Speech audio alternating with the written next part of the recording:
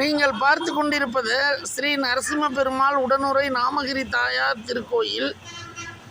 இக்கோயில் குடவரை கோயில் என்று அழைக்கப்படுகிறது. மலையை குடைந்து அமைக்கப்பட்டுள்ளது. உள்ளே மும்மூர்த்திகள் பிரம்மா, விஷ்ணு, சிவன் ஆகிய மூவரும் ஒரே கருவறைக்குள் இருப்பதால் இதை மும்மூர்த்தி ஸ்தலம் என்று அழைப்போம். இடதுபுறம் நரசிம்ம பெருமாளுக்கு இடதுபுறம் பிரம்மாவும் வலதுபுறம் சிவபெருமானும் அற்காட்சி அளிக்கிறார்கள்.